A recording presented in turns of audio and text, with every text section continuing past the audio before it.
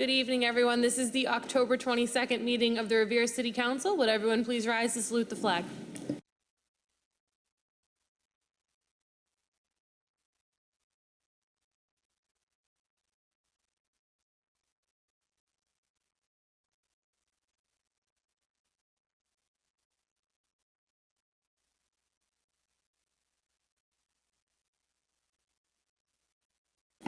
Roll call of the members. Councilor Guanasso? Here. Here. Councilor Keefe? Here. Here. Councilor McKenna is absent. Councilor Morbido? Here. Here. Councilor Novoselsky is absent. He's here. Oh, is here. Councilor Patch? Here. Here. Councilor Powers? Here. Councilor Rizzo? Here. Councilor Rotundo is absent. Councilor Zambudo? Here. Here. And Council President Janino? Here. Quorum is present.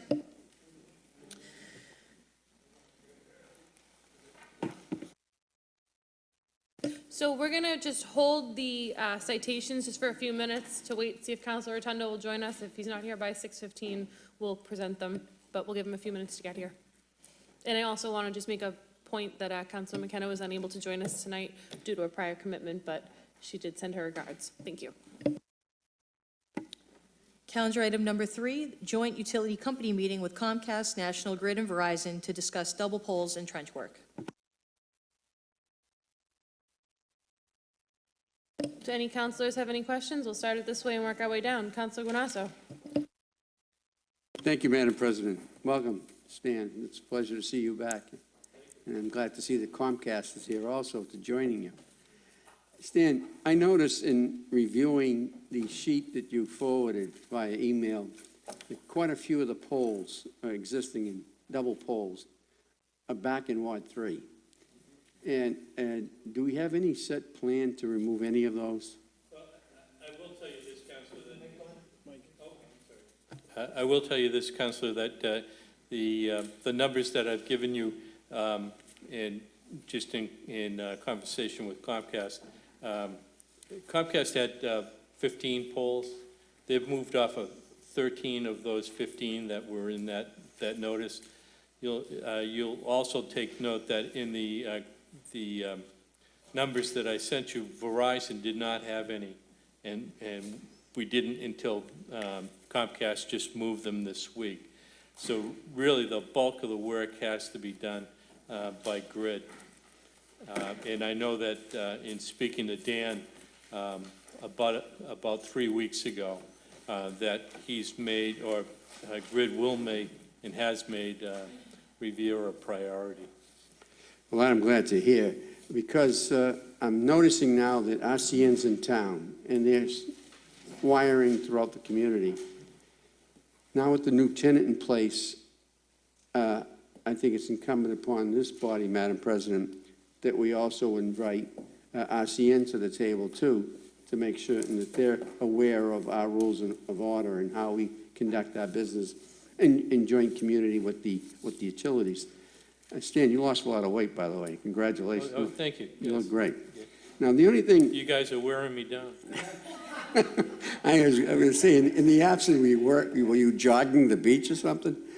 Yeah, whatever it is, I'm noticing that quite a bit in Ward 3, and you're coming up with a plan to remove those and help hopefully address most of these issues, and we can send our concerns to the other tenants on the poles. So this way here, Will do. we'll be able to rid our city of all these double poles. Yeah, I think we've made progress, but clearly there needs to be more done. No doubt Thank about you. it. I appreciate it. Thank you, Dan. Thank you, Stan. Thank you, Madam President. Thank you. And Madam Clerk will add RCN to the list of facilities.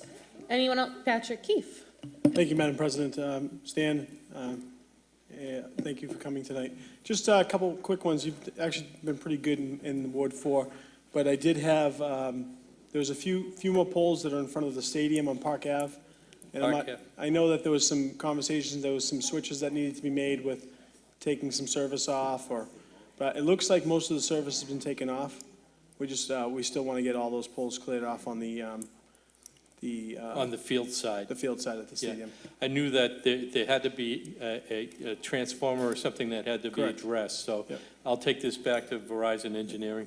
And then just one other comment, there was, up on Reservoir Ave, there was a down pole on that old paper lot.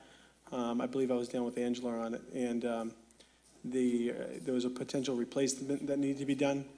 I'm not sure if you quite remember that.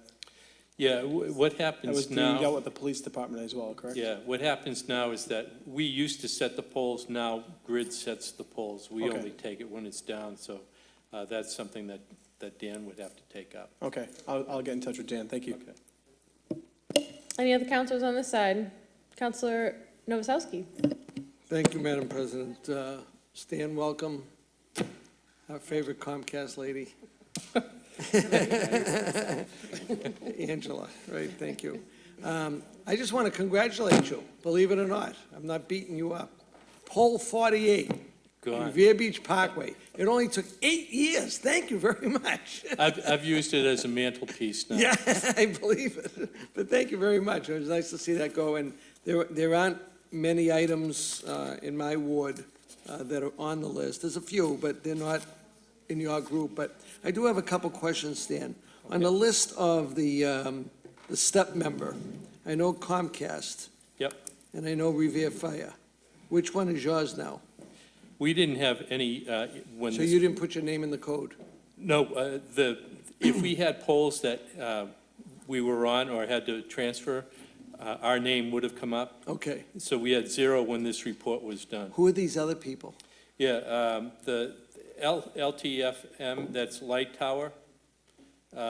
Light Tower, they do fiber optic networking. There's only one, as you can see. Yeah. Then the NP3P MA, that's a non-participating third party. And it's been our experience that that's typically either municipal fiber that is done by the school department or a former intranet that the city owns. So, the city engineer or wiring inspector might be able to lift from those locations whose cable it is. And the SLMA? That's a streetlight. Oh, okay. Because I know we do have other communications, I think, that we put up for the police department about 4 years ago, that they ran cable along North Shore Road. Is that fiber? Yeah, so I know that was done, so I don't know if that is part of the third-party cable, That could be. could be. Yeah. Okay. Okay, thank you very much. Okay. Thank you, Counselor. Counselor Patch? Thank you, Madam President. Stan, welcome. And Michael Rowe. Comcast. Yes, Yeah. it says several times, I believe, actually, I kind of remember, 7 times you were going to check that, because I was that third party. We were Right. waiting for that to do it, but we emailed that company, and my boss, I emailed them, and they. We both know that's That off. was off. Right. Yes.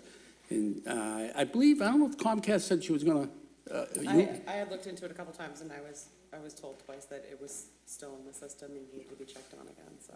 I haven't gotten an update within the last 2 weeks, so I've been looking for one. all right, it's been like I'll get it to you. over a year, I think what it is, Counselor, is that it has been taken off. It may be in dispute. Yeah, it was coded Right. very different, something. Yeah, I've never seen before.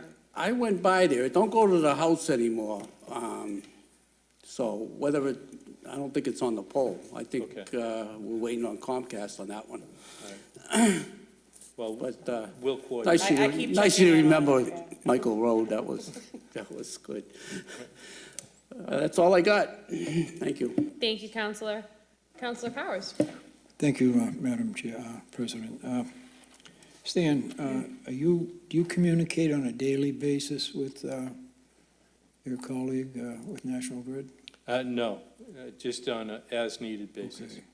Yeah, because I've got several issues here, and they're all really National Grid. People have been waiting, called in to have a street light replaced, and it's taken them 2 months to do it. I mean, that's absurd. I spoke to National Grid to have a light put at the top of Sagamore Street, to have a emergency light. Are you, sir? Oh, okay. Never mind, I thought you were motioning to me, okay. And, you know, these things are all, you know, not being taken care of. And, you know, I would hope that when the parent company decides to get their men back to work and take some of the people that are doing those jobs now that should be doing the electrical part of it, that, you know, we'll see some action. But it's really, it's taking forever to get anything done as far as National Grid is concerned. And you know, it's just, I'm not blaming Dan, it's just something that, you know, National Grid should really look into and get their people back to work so that the people that are doing the electrical work can be out there doing it. Thank you, sir. Thank you, Madam President. What I'll do, Council Power, is I'll send Dan an email tomorrow to just ask him to contact you. Yeah, either that, or I could give you there's a light at the top of Sagamore Street that he was that he was going to install. He asked for the council to approve it. We approved it a couple of months ago. It's still not done. And there's an emergency light, which is very important in the Neponset Street play area, because kids have a tendency to congregate there at night. And that light needs to be put on too. So if you, I could give you the poll number if you're gonna. No, I'll just call him and ask Have him him call me, please. to call you Thank you. directly, so Yep. that I'm not misinterpreting anything that you need to make sure he knows. Thank you very much. Appreciate it. Thank you, Madam President. Just that 110 Oak Island Street, that's the only thing. And if we're getting prices on that, and hopefully we are, you know, maybe there's something that can be done. I understand it's a very complicated situation. Everything that can be on a pole is, so, but I'm glad to hear that you're looking into it, Stan. I appreciate it. I did go down, Councilor took a look at it, and our engineer has been down a number of times, and I believe that there's a council order downstairs, and as soon as that's transmitted to Verizon, I'll make sure the appropriate parties are, you know, investigating this, so. I appreciate it, Mr. Mayor. Thank you very much, Madam President. Madam, point of information, as a matter of fact, at 110 Oak Island Street, there was a motion put in back when Mayor Ambrosino was mayor. And then they said basically it was going to cost X amount of dollars. They didn't say they couldn't do it. There was a money factor attached to it. And both Councilor Rizzo and myself would, you know, like to see that done in a reasonably short time. Thank you. Thank you, Madam President. Thank you, Counselor. Any other counselors? Counselor Zamburo. Thank you, Madam President. I don't really have much for these people, but thank you for your cooperation. I did have something for Dan. The one night I have something and he doesn't show up, can you imagine? But no big deal. But again, you know, I go back a long way here, and I'm just grateful that we got this thing rolling many years ago, and we're finally to a point where we actually get things done. And the cooperation has just been tremendous. And let's keep up the good work. Thank you. Thank you. And Counselor, if you do have anything for me, let me know in advance so I can miss that meeting. Thank you all. Thank you. Counselor Rotundo's on his way, so we're just going to keep moving, and then when he arrives, we'll pause wherever we are and just start the citations at that point. So, Madam Clerk, we'll go to calendar item number 4. Communication from the Chief of Police requesting approval of a sick bank for Ed Flood. Chief Guido. Good evening, Madam Chair. Officer Flood was involved in a motor vehicle accident on his motorcycle several months ago, and he's going to be out, I would say, at least a year, so the union's requesting set up a sick bank for him. Perfect. So the procedure's to come before the council, so I would ask the council to approve it, and I'm sure the guys are all going to donate time, and then we'll reassess it in the future. Thank you, Chief. Do any counselors have any questions? And one last thing, Madam Chair, I know the council was asking about the cameras for the stadium in St. Mary's. We'll be putting those up. I got us Homeland Security money, and we'll be putting the cameras up. I don't want to say right away, but I would say in a month Great. for both St. Mary's and the stadium, okay? Great. Thank you for the All update, right, Chief. thank you. So at this time, I'll ask for a roll call on the emergency preamble. Madam Clerk? Madam Clerk, would you read the emergency ordinance on the record, and then we'll do roll call on the preamble? An emergency ordinance establishing a sick leave bank for an employee of the City of Revere Police Department. Be it ordained by the City Council of the City of Revere as follows. Whereas the deferred operation of this ordinance would tend to defeat its purpose, which is to immediately establish a sick leave bank for a certain employee of the City of Revere Police Department. Therefore, it is hereby declared to be an emergency ordinance necessary for the immediate preservation of the public convenience. Section 1, notwithstanding the provisions of any ordinance, rule, or regulation to the contrary, the Collector-Treasurer of the City of Revere is hereby authorized and directed to establish and administer a sick leave bank effective upon its passage for the benefit of Officer Edward Flood, an employee of the City of Revere Police Department. Any employee of the City of Revere Police Department or any employee of the City of Revere may voluntarily contribute one or more of his or her sick hours to said bank for use by Officer Edward Flood.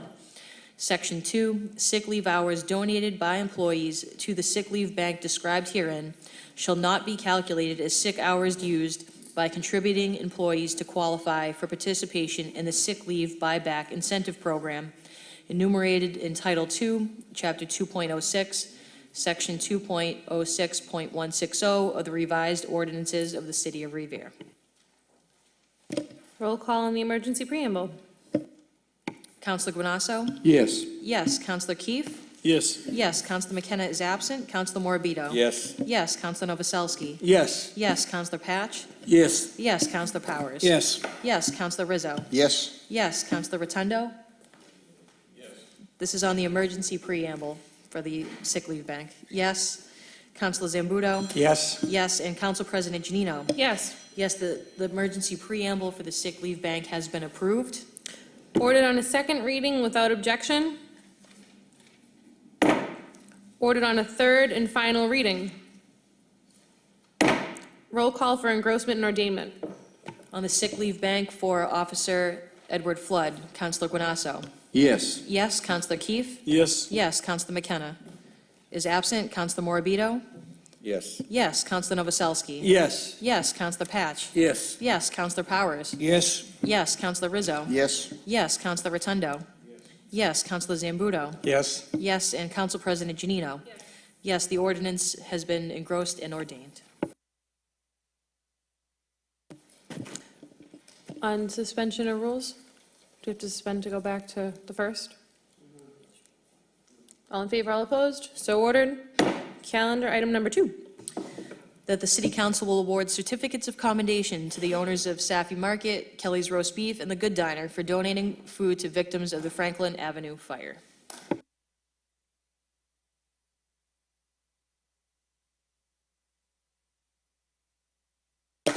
So this was Councilor Rotundo's motion. I'm going to invite him up to say a few words and hand out the certificates, and then we'll go back to the agenda.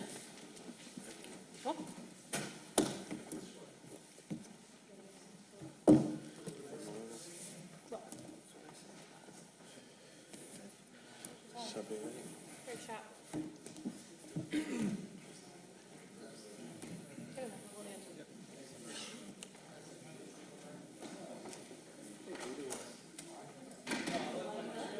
Hi, guys. John, thank you so much. Thanks, guys. Come on over here. Come on, make room for the other guys.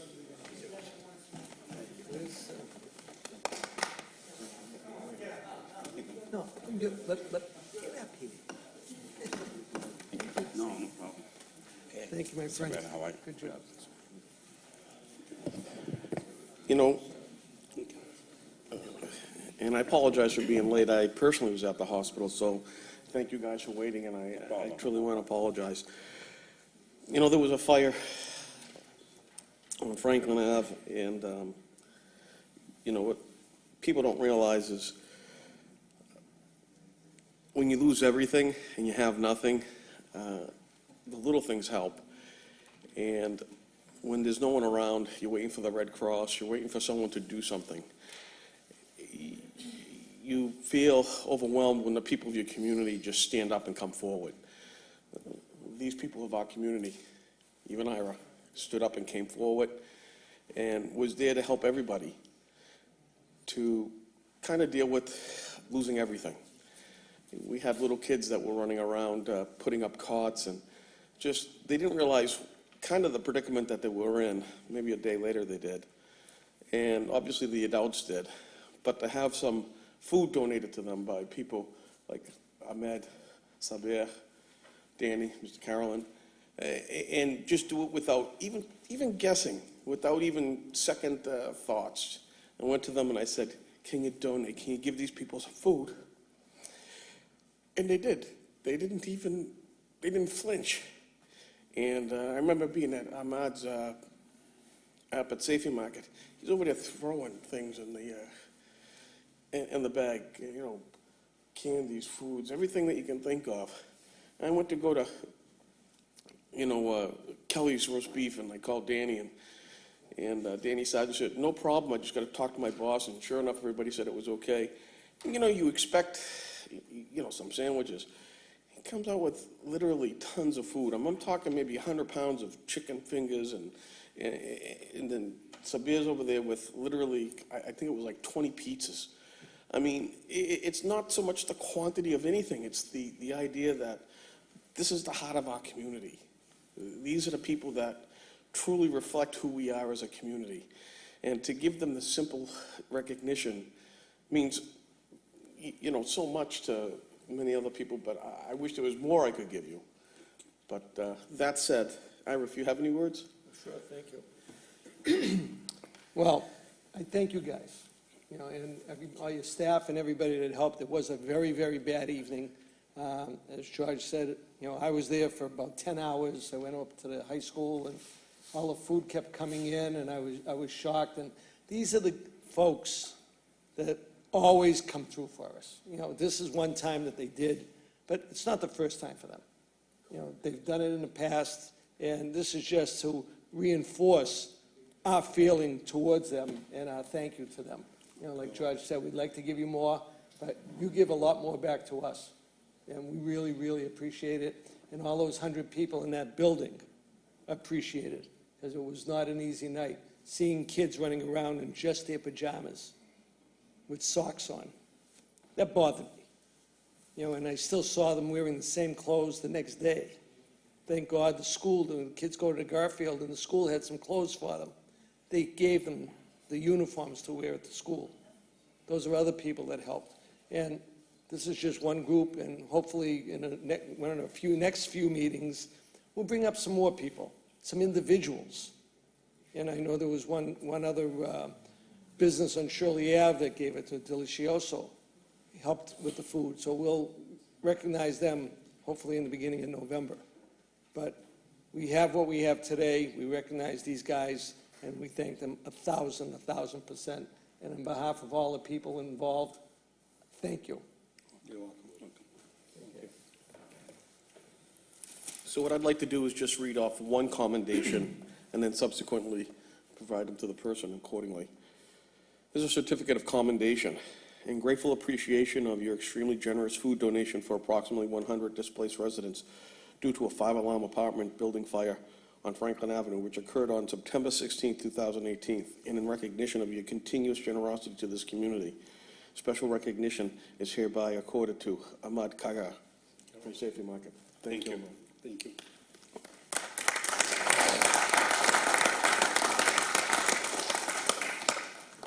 Again, this certificate of commendation, in short, is for our grateful appreciation and his extreme generosity, his continued generosity for approximately 100 displaced people for the fire of September 16th, in which 100 people were displaced up on Franklin Avenue.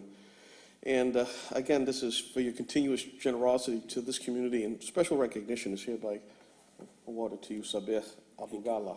I hope I said it right. Thank you. Thank you.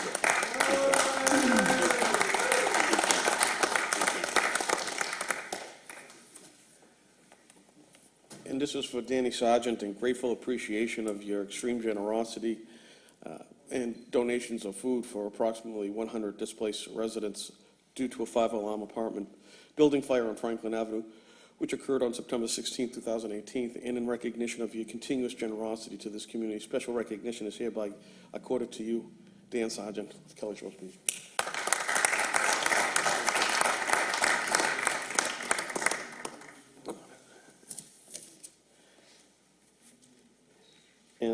Again, this is a certificate of commendation and grateful appreciation of your extreme generosity, food donation for approximately 100 displaced residents due to a 5-alarm apartment building fire on Franklin Avenue, which occurred on September 16, 2018. In recognition of your continuous generosity to this community, special recognition is hereby accorded to Franklin Carolyn of Kelly's Roast Beef. Thank you.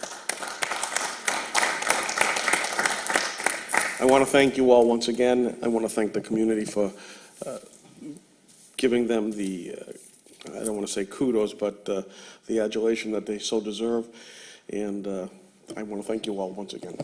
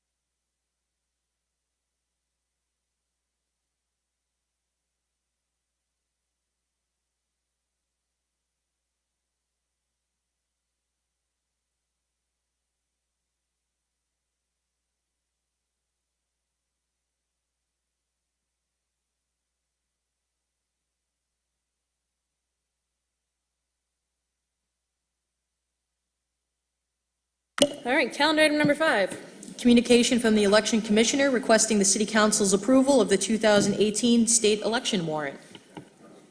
All in favor? Place on file, I guess. All opposed? So ordered. Calendar item number 6, communication from the mayor relative to the reappointment of Michael Fixman as a constable for the City of Revere. So go to appointments. Calendar item number 7, communication from the mayor relative to the appointment of Camdell Construction as a licensed drain layer. Appointments. Calendar item number 8, communication from the mayor relative to the reappointment of Rapid Flow as a licensed drain layer. Appointments. Calendar item number 9, communication from the mayor relative to the appointment of David Etoff to the Conservation Commission.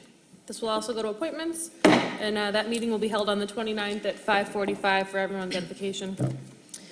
Calendar item number 10, motions. Motion presented by Councilors Powers and Rizzo that the mayor requests Verizon to relocate a telephone pole from the driveway at 110 Oak Island Street to a more suitable location.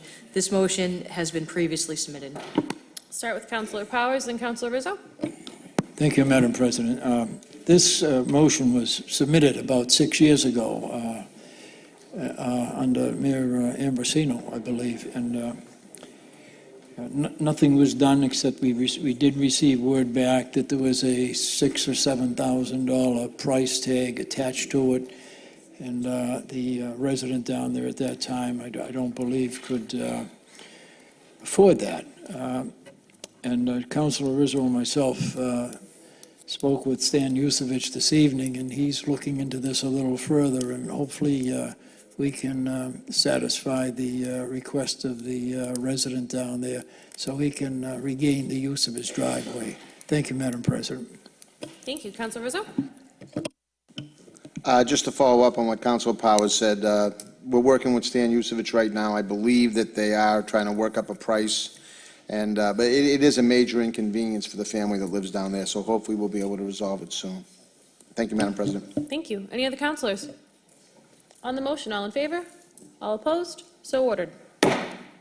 Calendar item number 11, motion presented by Councilor Rizzo that section 17.16.280 of the City of Revere zoning ordinances be stricken. It is not in conformity with the State Building Code or the International Residential Code. So this will be going to a public hearing on the 26th of next month for everyone's edification, and if the counselor has any comments?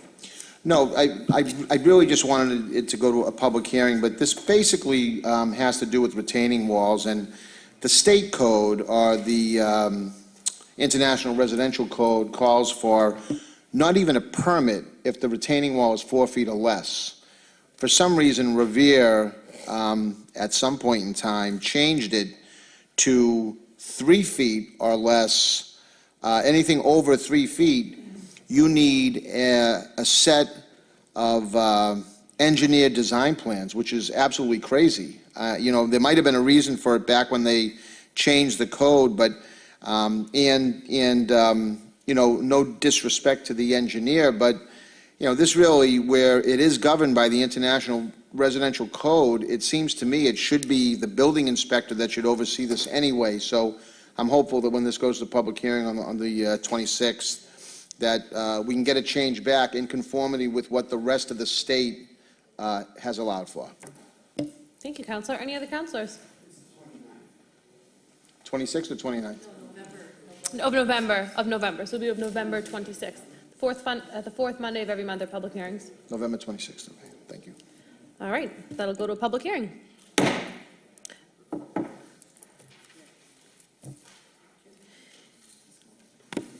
Calendar item number 12, motion presented by Councilors McKenna and Rizzo, that the mayor request the Director of Economic Development and Planning to appear before the City Council to discuss workmanship and planning of infrastructure repairs and alterations, specifically the pedestrian bump out on Revere Beach Parkway and Winthrop Avenue in the vicinity of the former Shaw site due to pedestrian and vehicular safety concerns.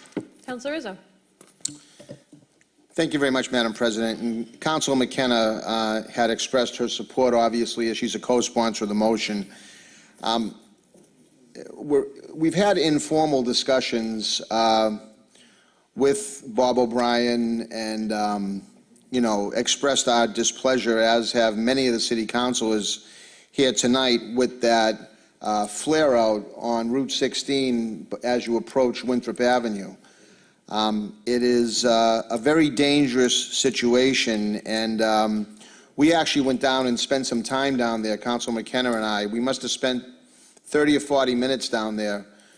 Literally, seemingly every other car stopped and said, "This is crazy. How is this here? It's dangerous. You know, trucks can't turn, buses are having problems. It needs to be changed." And I don't know why there is a reluctance on their part to do it. I mean, it seems very clear to even people not versed in those types of decisions. So, you know, I'm hoping that Bob O'Brien can appear before the city council to discuss the plans down there. Thank you very much, Madam President. Madam President, Chief. may I speak? I spoke at great length to Councilor McKenna about this, and also Bob O'Brien, but I think we should wait till all the striping's done on the parkway. They finished paving. It already looks 1,000% better. They're gonna do all the striping, and I have Bob O'Brien's word that if, once the striping's done, it's still a problem, we'll go back and change it. But based on the new hot top and the paving and the striping, I think it's actually gonna work out okay. I had reservations at first, but I think it'll be a huge improvement once all the line striping's put in. But the contractor knows it might have to get changed if it don't work out. Thank you for the So, update, Chief. thank you. And the idea of it was to slow the people down that are going into Beachmont, so it wasn't a raceway.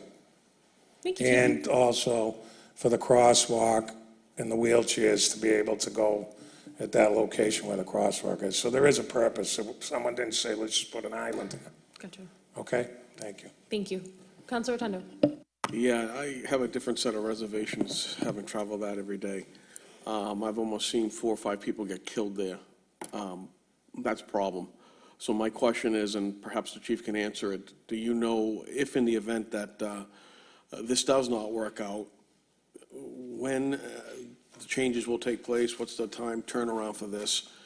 Because, it's great that they're going to line up the the handicap walkway, which is literally 300 meters from it,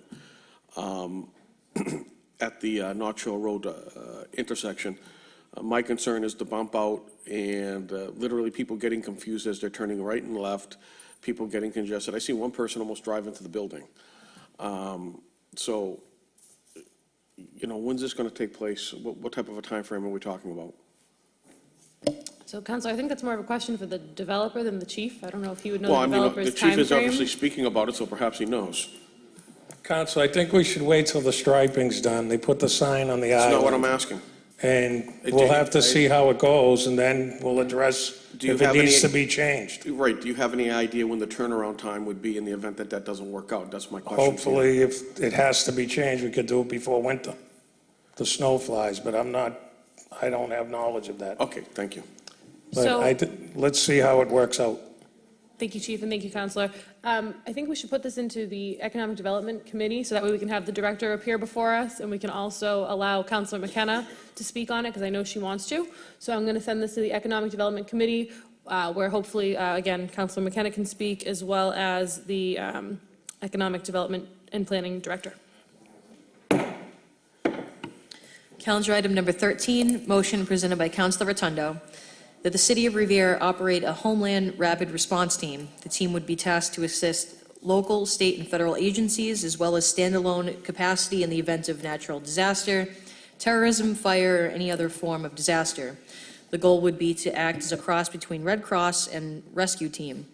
In that, the team would comprise of local volunteers who would respond to fire and help people with moderate housing at the high school or other shelter, setting up cots, providing food, and working with the American Red Cross once they are on scene. An additional aspect would be to have volunteer work at the medical tent during the Sandcastle Festival, nurses, paramedic, respiratory therapist, and linguists to help with people who get injured or need help. Currently, there is limited advanced life support assets at an event that is now ranking as a national event. Lastly, I would be happy to organize and assemble such a group and have them directly report to the fire chief, director of the Board of Health, and mayor. Counselor Rotundo. Yeah, it's actually because of the fire. Just seeing how long it took for the American Red Cross to really get up and start running. In fact, I think we were waiting an hour to get buses, maybe it was longer, Ira, to get buses to bring the people from Franklin down to the shelter. And then thereafter, I know some people actually had picked people up and drove them down there, but that was one of the complaints that was being made. And actually, speaking to the person from the Red Cross down there, when we were trying to get the food down at and I asked him, is this something that happens all the time? And he said, pretty much. And so my thought is, we have everybody here in this city that could do that. And I can't think of any group of people that would not want to support and/or volunteer for such a project. The other part of the equation is, during the Sandcastle Festival recently, I was down by the medical tents, and there's a limited amount of advanced life support. In fact, there's probably less than 4 paramedics that are down there at any one time for approximately, 500,000 people. That's a very, big problem in the event if something terrible happens. And it's not that bad if nothing happens. But at the end of the day, Tom Ambrosino had a program in which I worked with Nick Catanazzo on regarding mass inoculation for various diseases back in 2009. Matter of fact, Chief Guido, then Captain Guido, was actually at the event in the Holiday Inn in Brookline. So I think it's something that we could do. It's a pretty much cheap thing to do. All it is just organizing people and putting them in a database and then having the appropriate members of government contact them when it's needed. Just a thought. Thank you, Counselor. Any other counselors? Counselor Morbido. I actually commend Rotundo, Councilor Rotundo on this motion. When he was speaking about Red Cross, it took me back in my mind to the Taft Street fire and how the people are waiting on a hot day from the early mornings. They were waiting 8 hours they had no water until the mayor's office brought it to them. Red Cross was not available for 8 hours. So I think having an emergency response team like this would be tremendous and be an asset to our community. So I'm all for it. Thank you. Any other counselors?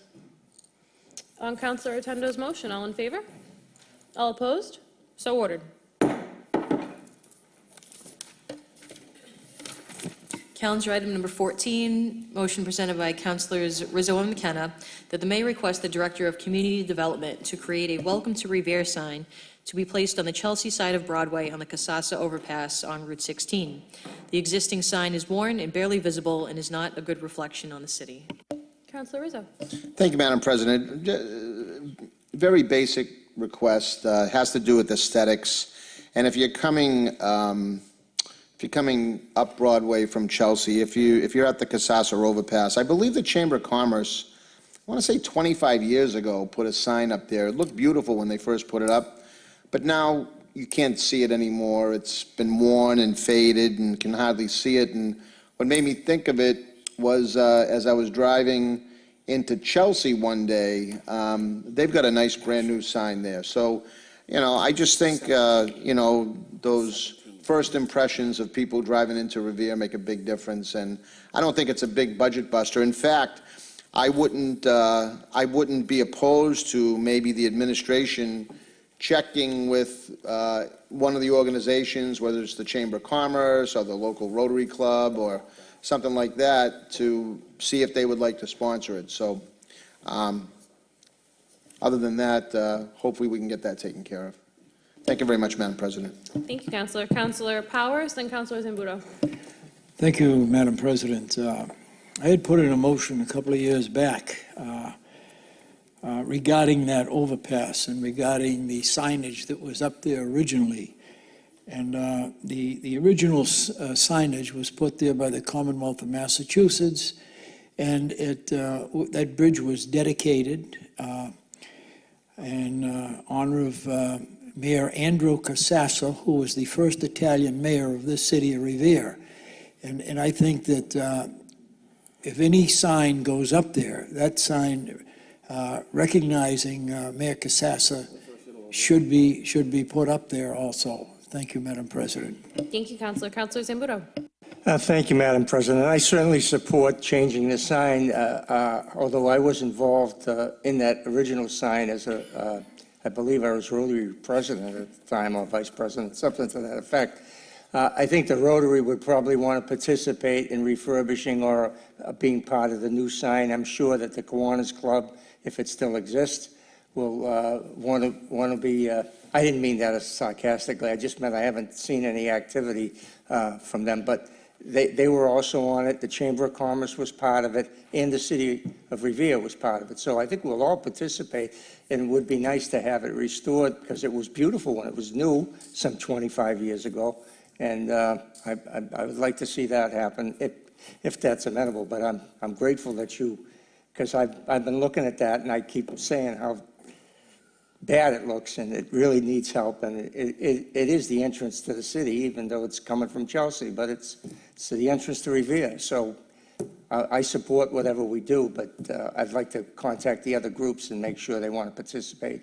If they don't, we'll do it ourselves. As far as the dedication of the Casasa overpass, I think that, although I may get in trouble for saying that might be a state Well, it certainly is. As a matter of fact, the original sign that was up there said, "Welcome to the gateway to the North Shore."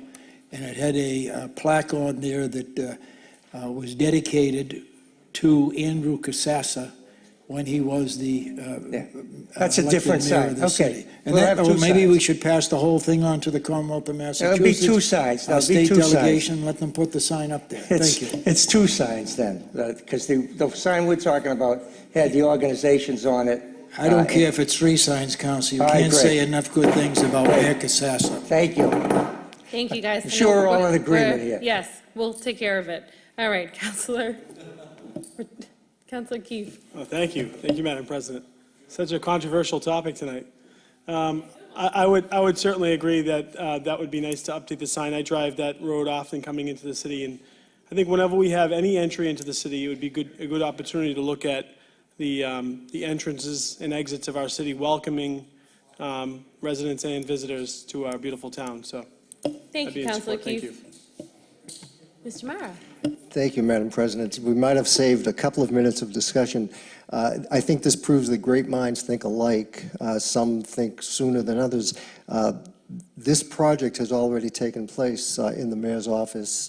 Linda DeMayo has been in charge of this for a couple of months. She's got samples of the sign that's close to ready for fabrication.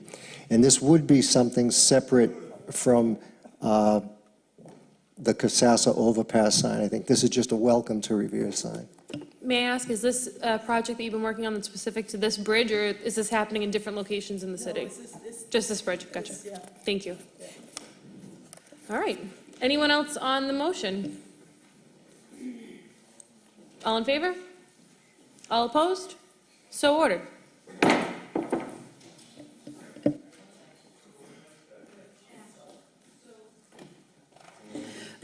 While we're still under suspension of rules from when we jumped up to the citations, Counselor, so I believe we could try to take up calendar items 15 and 17 around the same time, and then we'll jump.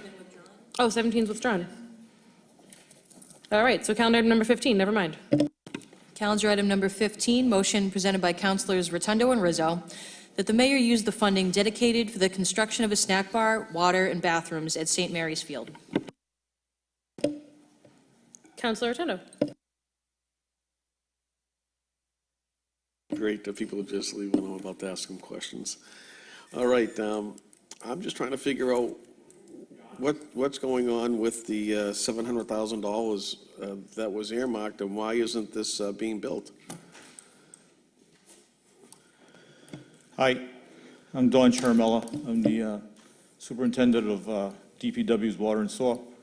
And at this time, during the construction of that project, I was the project manager, so there's nobody better that knows the situation than me. So why isn't it being built? Why isn't it being built? So, well, the building, the precast concrete building came in at $750,000. Okay. And at the time, you had, CDM put the job out, but the timing just wasn't right. The field was done and out to the street and bid on. Can I ask you when that was? I'm sorry? What year was that, 2000? 2015. So the bid opening. So I need to stop right there. No offense, I don't care. Okay. I don't care about the dynamics, I don't really care about the why. What I care about is, we don't have.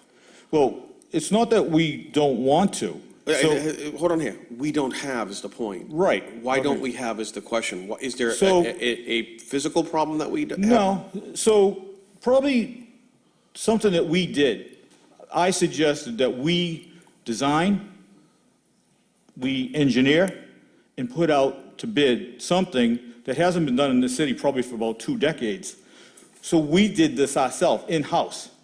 We suggested, okay, let's design a better building that's lightweight, because the field was already graded in January and February. It was already graded.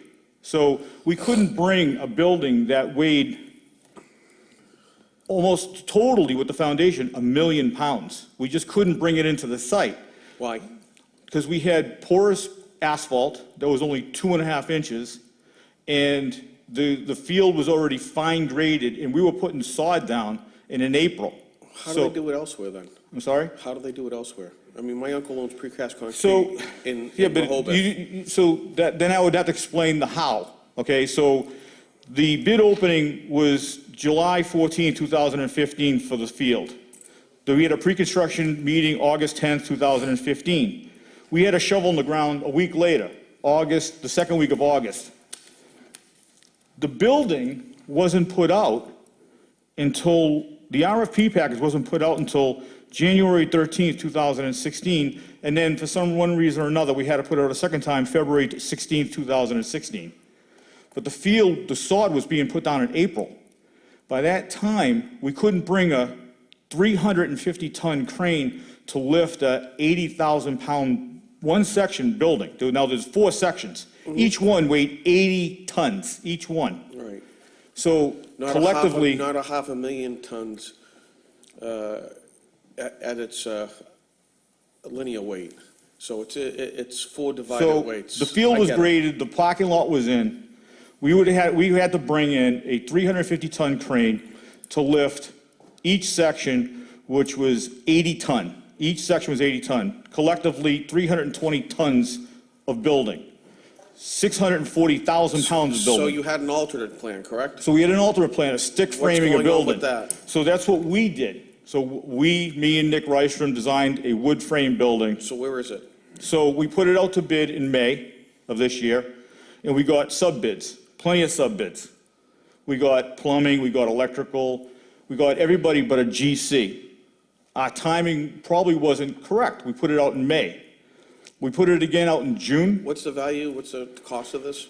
So we have a budget of like $546,000 to build this building. I'd rather have Joe Lake over there with those guys down the DPW yard that you run. Let them build it. Give them the money, let them build it. We could probably Have do them do it that. on weekends, you do it They could quicker. probably do it. They can do everything else, so they could That's what I'm probably do that. saying. And put it in-house and stop wasting time. So what we did is we designed a stick frame building, and because the site became Sorry for laughing, Joe. because the site became this building's envelope was in the nucleus of all the parks. Now you can only bring small machinery in to stick frame the building regardless. We put the first bid package out in May. We got plenty of sub bids. I have a package for everybody. These are the sub bids. All right. So So we put it out again in June. We got a GC to bid it. So you're saying nobody wants to build this thing? Well, everybody was busy. We took all No, I'm the. asking you, the question is, are you telling me that nobody wanted to No, build this thing? people want to bid it. Matter of fact, locals want to bid it. Everybody had too much work. It was like if you needed to get plumbing work done in your house and you try to call a plumber and you can't get one because everybody's busy, but you everybody's finally get- clamoring But to. you finally get one if you want one. Well, You pay more so for it. what we learned is you had to put the bids out now, like November, December, because people bid on their work now to put a shovel in the ground in the spring. Right. That's what they do. We put it out in May, we got no response except for the sub bids, we got no GC. We put it out again in June, we got one GC. He had a price of 1.1 million. So, hold on. So if you were gonna build your house, cost per square foot is $150 a square foot. Any house that's 2,500 square feet or Yep. less, $150 per square foot. So the building should have cost $202,000. But say the building is 3,500 square feet, and it's a little more high-end. The building costs Yeah, between $300 a square foot. $250 and $400 a square foot. Then the building should have come in between $337,000 or $539,000. But in fact, this gentleman bid $1.1 million to come in at $815 per square foot. Yeah, what you building, Taj Mahal? It's a stick frame building. It's Yeah, nothing more than, it's very simple. It's a I very know. simple building. That's a It's Taj just Mahal. because he was just seeing if it would stick. He was just, let me put a number on it that's ridiculous, and let me see if I get it, because he knew nobody else bid it the first time. Why don't you ask the Vecchio contractors to do it? So that's the other problem. So we took it upon ourselves to design, engineer, and put out a building that probably hasn't, so all the bids that we do put out, they're all done by architects or engineers. We did it ourselves for the first time in probably 2 decades, probably even longer. And I think it's still Which a I right. actually agree with, by the way.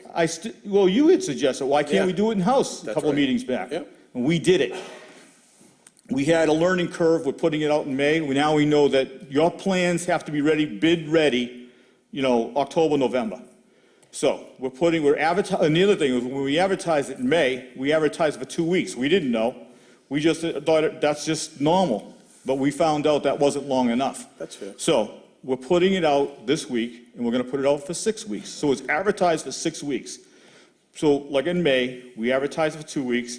The general contractor only had 3 weeks to get the bid, get the sub bids, and give them their general bid. It wasn't enough time. CDM's putting out a job now for a pump station. It's gonna be out for 4 weeks. We're putting this out for 6 weeks. We learned. That's fair. Yep. People make mistakes and you learn in the process. That So works for me. it's not that we want a good building. We want it to come in on budget, and, we just, we want it, budget and, a comfortable building is most important. Yep. So, No, but we're, that's totally fair, and I appreciate All right. that. I will tell you, when I brought up building the building there, Joe over there shrugged a little bit like he was kind of avoiding the whole thing, but if I ask these guys to do it, they can do it. Counselor, I've been very lenient with the time on this. If we want to discuss more, we can go to committee, but I know there are many other counselors that want to speak on this, so we're going to move on. Counselor Rizzo.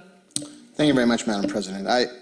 So Donnie, as you're well aware, I was intimately involved with this project back in 2015. In fact, I remember, the work was well in progress by the time I left office in January, because our goal was to have the fields open by that following spring. Correct.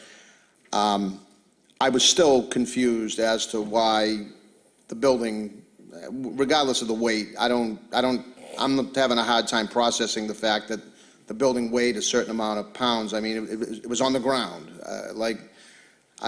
That is beyond what I can understand. But the word that was coming out of City Hall and the word that was being told to people down at St. Mary's at that time was how outrageous it was that $750,000 for a concrete block building was being spent, and it was crazy that we would even entertain something like that.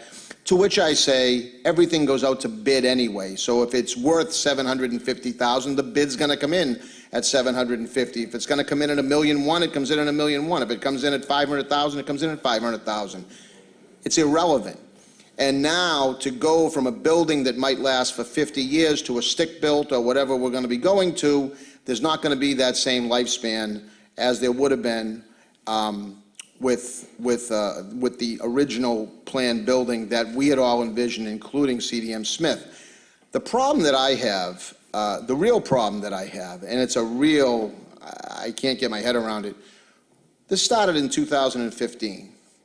At best, we're going to start building the snack bar and the restrooms in 2019, at best.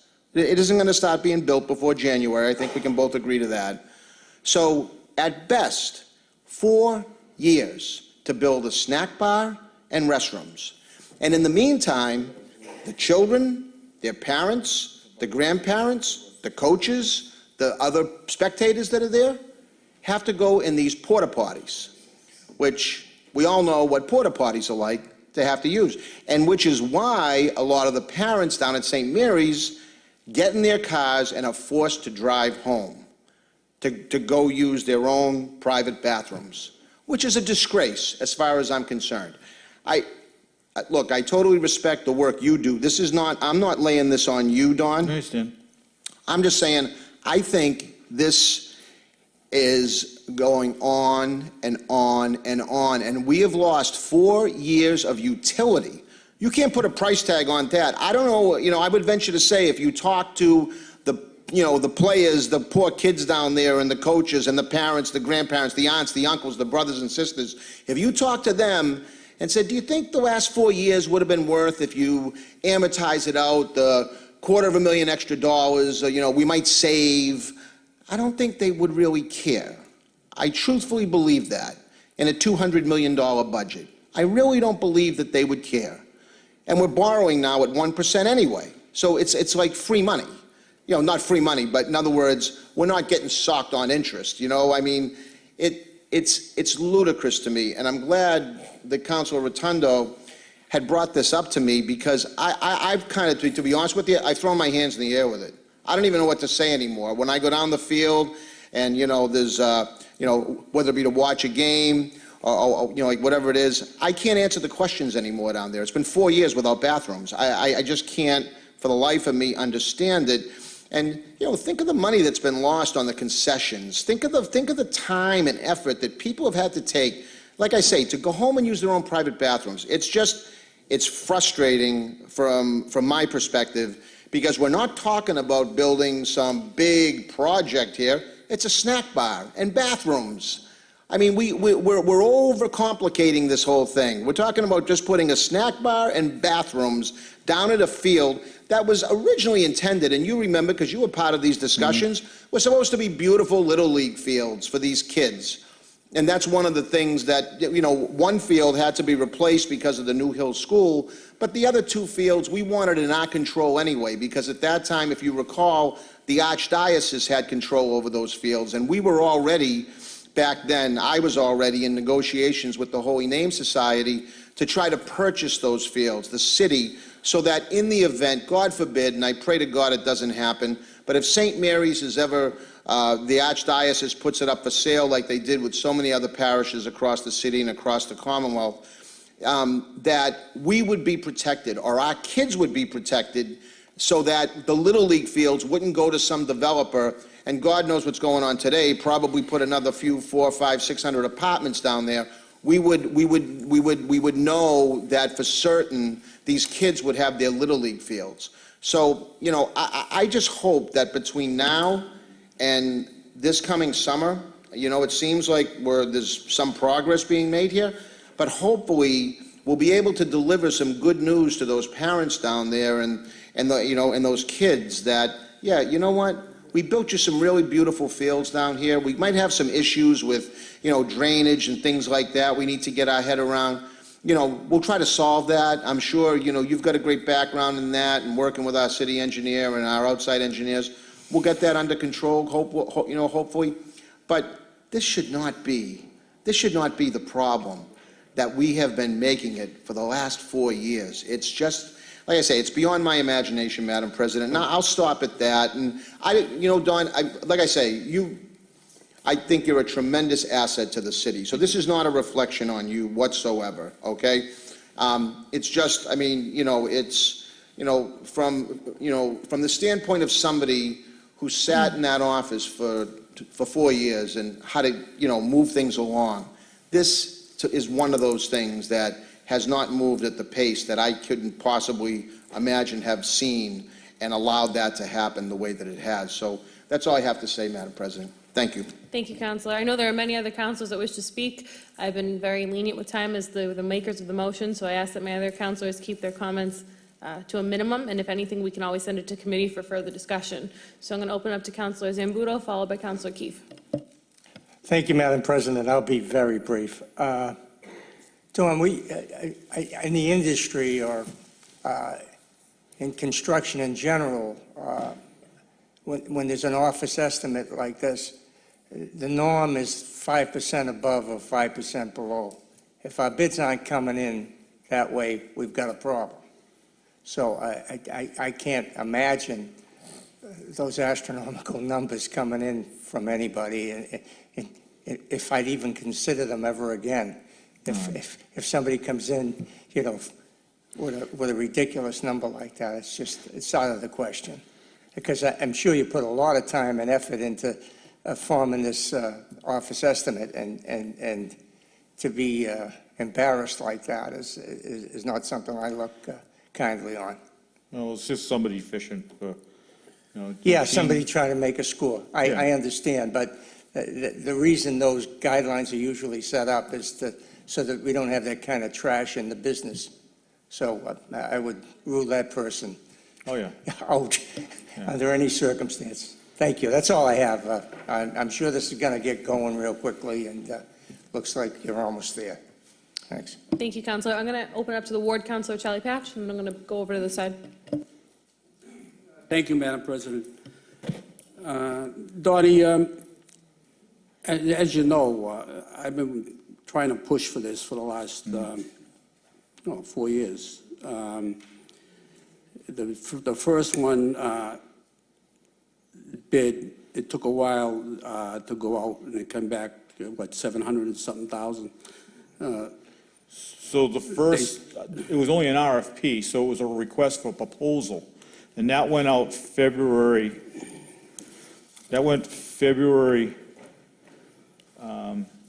16th, 2016. That was a request for proposal for $750,000. That's the original That was the design? original, yeah. Well, the original So design request for was, proposal on February 16, 2016 meant that whether it be United Concrete had to come back with shop drawings, okay? So February 16, 2016, say it took a month. Now you're talking March, right? Just for shop drawings. right. This was the site, April 29th, 2016. There was already asphalt and there was already turf down. We were laying turf. So the site became too remote. So when they said, we have to drop a 640,000-pound building here and put in a $250,000 foundation, I said, guys, the site's already pretty much developed. Right, now, I understand, the first bid that came back was basically for the foundation. They said they had to have a certain it was. $250,000 It was yeah. ridiculous, yes. $250,000, yeah. And, but we've had, Councilor Keefe and myself, we've been staying on top of this. We had that meeting in the mayor's office to try to get things Right. going. Yeah. I don't know, I can't remember what the date was. You were there, the Yeah. director director of the parks, and their board members and of the RYBS.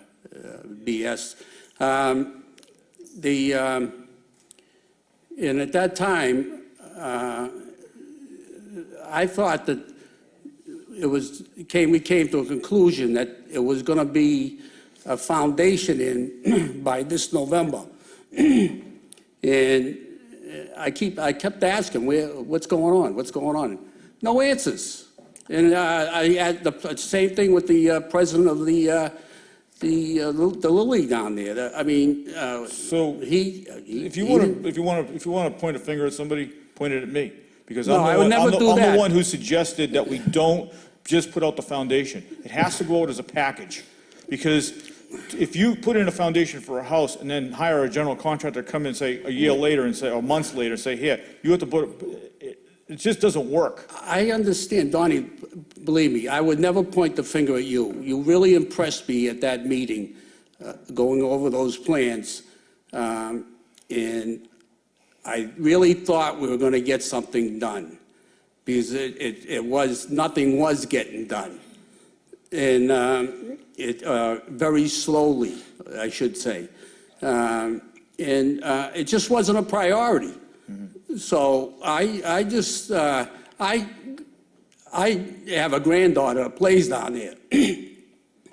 My son had to take her home to go to Bartow. The porta potties were terrible. And I kept on being down there for the games. I kept on hearing from all the parents, what's going on? As a ward counselor, what do I tell them? I've been trying to do this for 4 years to get this done. And I've had nobody helping me, except Councilor Keefe. It wasn't anybody's intention to inconvenience people. It wasn't anybody's intention to make people upset. It was just to try to do a building on budget, and try to make it on time, which didn't happen. It just didn't happen. I mean, what do you want to, I mean, Well, what I do you want mean, to put no, the I finger? mean, the plans were there in January of, Well, we put it out in May, and we only got sub bids. We got no GC.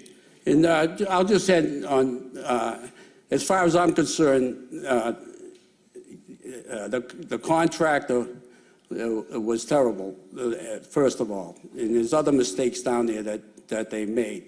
But, to think of, this should have, I'm not an engineer, I'm not an engineer, I'm not a contractor, but I just can't understand that they do all this work, and now you say that they couldn't get the building in there. I mean, that's not excusable. You can't. Well, because the plans for the field and the building didn't run concurrent. The plans for the Well, field were done. that's the plan. And then the building was done. That was the designer. That's correct. It's CDM Smith. That is That correct. was their fault, and they get big money to do the design. And now you keep using them. I don't understand, but I'll end on that. Thank you. Thank you, Counselor. Counselor Keefe. Thank you, Madam President. So much like Councilor Patch, and I know for some of the fellow councilors, I've expressed my frustration. I know, John, you've been on the other end, and you've always been very professional, and I know that sometimes I've probably been a little bit upset. Thank you. But I guess, you know, as I am a board member at St. Mary's, our YBS, I've been a coach for 11 years, and I get the same questions like Charlie, and I try and give everyone answers. I just want to be able to give an answer. I'm not looking to the past. I know that there was, in hindsight, I think it would have probably been best to just do it the way that it was originally planned. But if we all knew that then, we would have, right? And getting $1.1 million bids now, which are outrageous, and obviously 4 years later, having nothing is obviously not happy, isn't right. But I just want to look at how we're going to move forward, right? So if you're telling us today that the bids are going to go out for 6 weeks, which sounds right, and it's the time to get the bids out, which sounds right because it's the winter time or getting close to the winter time, people aren't looking for work, looking to plan work ahead. If you can just give us like real timelines, and I'm not saying you're going to have all the answers tonight, but provide the council with real solid timelines so that we can stick with. So this Thursday, the advertisement's going out again. It runs for 2 weeks. It actually runs once. And then it's on the Central Register for 2 weeks online. So after 2 weeks it expires. We're gonna renew it after 2 weeks, and we're gonna renew it again, another 2 weeks, for 6 weeks. To bring it into that time where everybody's really looking for their work. Right. So like the sewer job that's going out, which is going out this week, it's going out for 4 weeks. We made the mistake in May, this building, we advertised it for 2 weeks, so the sub-bids can, and then we made the same mistake in June. We didn't realize that we could do 4 weeks, 6 weeks, 8 weeks. So what I'm saying is, and again, I don't expect you to have all the answers tonight. If you could just give the entire council, maybe it's an email in 6 weeks from now, and say, here's the progress, here's what's happening, and here's what we're committing to. Because we already know, it's not happening at best till next year. I'll keep everybody, I can send everybody an email as the weeks go on. This week, when it goes out, 2 weeks after it expires and renews, goes out another 2 weeks, I'll keep everybody, I'll email all yous. We just want to be able to give our constituents answers and the people down there, and, you know. And by that time, after 6 weeks is up, we'll have sub-bids and hopefully a GC that will bid on it, that's looking for work, and put a sensible dollar figure on it. Thank you. You're welcome. Appreciate it. Thank you, Counselor Keefe. Counselor Morbido. Thank you. Donnie, thanks for being up front and never dodging our calls, at least mine. But, you know, I was part of the meeting with Councilor Patch and Councilor Keefe and the board members down at St. Mary's, and a lot of us voiced our frustration, and you were there. And you told us all the obstacles then. Sure, we got a timeline. We're under the impression that we would be moving this season. And, you know, I gave some constituents false hope by saying, hey, you know, it's probably going to get started by this season. And I kind of look like the bad guy, so I can really, really relate with my fellow councilors up here. And do you think next season would be feasible? Or is that? I don't think we have a choice. We have to move forward with it. I'm not looking to inconvenience people, families, children at all. I know it's difficult. I want to see the building built. I designed it. I want to see it done. You know, from cradle to grave. You know, so I was anxious to get it going, and I was hopeful that I would have plenty of GCs bidding on it because it's such a simple building to build. But you know, I think just in today's society, anxiety is at an all-time high. You have parents working 2 jobs. You have them rushing to the baseball field just to get their kids home from school, rushing home from work, getting them dressed for the game, going there. They don't even have time to run to the bathrooms or get something to eat, and they're forced to wait in line at a porta potty. So I can understand, you know, everyone's frustration, and I know it's, right now, you're doing the best you can, but if you can do as you said and keep the dialogue going with us, I'd greatly appreciate it. nobody was more disappointed than me in May when we put it out for 2 weeks and I got nothing but electricians bidding on the work, plumbers bidding on the work. I was the GC. I was nobody more disappointed than me. I thought it would be put to bed and we would all put it behind us by then. And all I have to do was look in on the project, and it wasn't to be. There was nobody more disappointed than me. Yeah, but at the same time, you've got to keep in mind, construction, building is at an all-time high too, so, you know, you can't put all the pressure on yourself too, so you're doing the best as you can. Thank you, thank you. Thank you, Councilor Morbido. Any other councilors? If I may, very briefly, thank you for coming tonight and for shedding some light on that. I Certainly. look forward to seeing emails, like you mentioned, Yep. as the progress goes. I know, at least in my perspective, the biggest thing being on the council is we're the ones that are held accountable, as we should be, because we're the ones that represent the people. So as my colleagues kind of alluded to, when people want to know where something is, and we can't even give them an answer, it's a tough situation that everyone's in. It's a tough situation that you're in, a tough situation that as a council we're in. So we appreciate your support, and I think the biggest thing is, even if things aren't happening, we just need to be able to provide answers as to why they're not happening, because people understand that things don't always go according to plan and things don't always happen the way we want them to, but they at least expect an answer from us and some sort of accountability. So I appreciate your help with that. No problem. Thank you. You're welcome, thank you.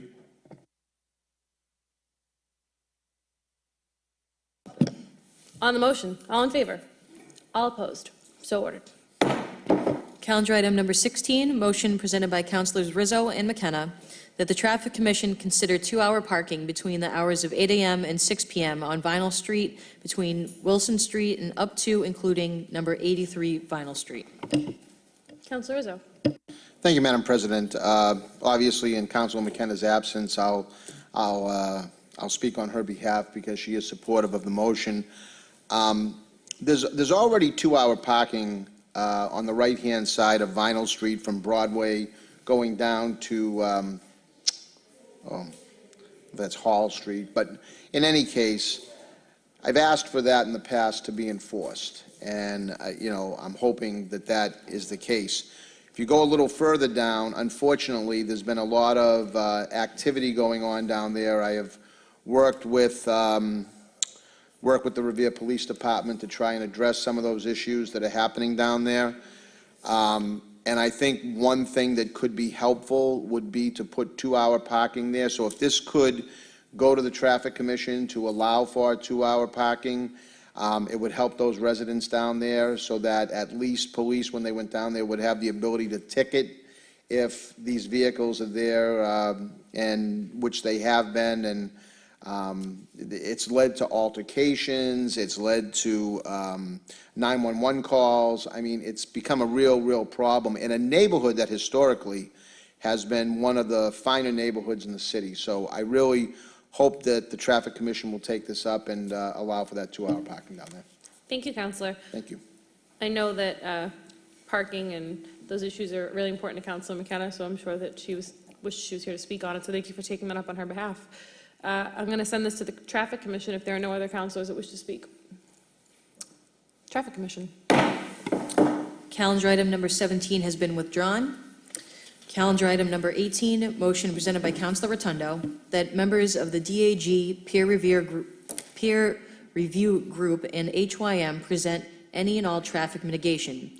Additionally, any project changes that have taken place from HYM's original presentation. Councilor Rotundo. Thank you. We have a multi-million-dollar project being built down at Suffolk Downs, and I've had more people ask me questions about every facet of it over the past 6 months, which I can answer some of the questions, but it's just a multitude of questions that need to be answered. And more importantly, with such a very grand project taking place, I think having this type of transparency is the utmost important so that the people of this community know exactly what's going on, what is exactly getting planned, what exactly is going to happen, what exactly is going to happen with the traffic. Considering the mitigation that was proposed by the casino several years back, at that time it was estimated around $50 million in order to fix it back in those days dollars. So currently, when you adjust for inflation, it's probably closer to $75 million. That said, I'd like to know exactly what's going to take place. I'd like to know what the project design is. I'd like to know what type of process they're going to do to McClellan Highway, if at all, what they're going to do on 145, where the egresses are going to come from the buildings, and I know they're in a very preliminary stage, but at least to present that to the public would be nice. Thank you. Thank you, Counselor. I'm going to have Counselor Novoselsky, then Counselor Rizzo. Thank you, Madam President. Madam President, with regard to this, I know the DAG has been meeting, since May, twice a month, except for, I believe, August. And I know Councilor Rotundo was there at 1 or 2, and Councilor Rizzo was there at 1 or 2. And, I've been to every single one during this period of time. And they've been very upfront, shown everything. There's been questions, almost 50 people that show up at those meetings from all walks of life, from the very people that live on the streets that don't even normally get involved with stuff like this. But they've been very upfront. Every meeting has been on cable TV, on Revere TV, and anybody can go on and see it. And I'll just give a plug for the meeting Wednesday night, where HYM will be presenting their whole package to anybody and the whole public to come out and see what is going on, to answer any questions that may be asked. It's at the Rumney Marsh Academy School, 6 o'clock until 8 o'clock, and it's open to the public, even to city officials that may want to go, that haven't seen what's going on. And they will be coming into us for special permits in their process. It's part of the process. They have to come before us. There's no need for them to come to us separately when they are already being upfront with everybody. Let them come, if people go to this meeting Wednesday night, and then they'll come into us sometime in end of November into December. So, I think right now this is a waste of time, and it doesn't say when council wants them to come before us. So I think this is a waste of time. So before I have some more questions, I just want to give everyone a brief update from my position. I've actually requested that HYM come before the council next week. So we're going to be having a committee of the whole meeting at 5 o'clock so we can discuss the progress and where they're at, so we can make this a part of that meeting. So we have a meeting, a regular city council meeting at 6 o'clock next week. However, there'll be a committee of the whole meeting at 5. That'll just be about this project. It's the biggest development the city's ever seen. So I think it's important that we all stay in the loop if people can't make that meeting. So they'll be here along with the Economic Development Director to discuss and update the City Council on everything that's happening. So I think we should definitely bring up the traffic during that meeting. And that'll again be from 5 to 5:45 next week. Councilor Rizzo. Thank you very much, and thank you for the insight on the meeting next week. So I'll keep my remarks extremely brief. But I think this was, I think this is an excellent motion, notwithstanding the fact that we're going to be meeting with them next week. I have concerns, and I have read through the mitigation, and they're talking $50 million in roadway improvements. Councilor Rotundo actually brings up a very valid point.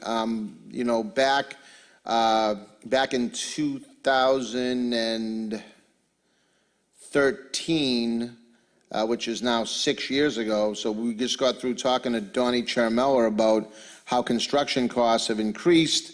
They were proposing at that time in 2013 putting $50 million of roadway improvements in. Now, the numbers that I'm seeing on the mitigation package that was sent to me by Bob O'Brien looks like $50 million of road improvements. So what's that in 2013 dollars?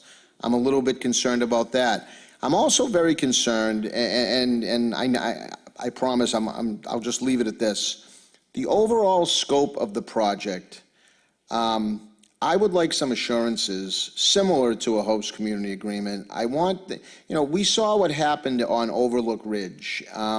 We've seen what's happened with these apartment buildings when now they want to charge people for parking, and, people don't want to pay it, so what do? They park out in the street, and they take parking away from, other people who may want it. We need documentation, so so they can be held accountable, and the city has some teeth.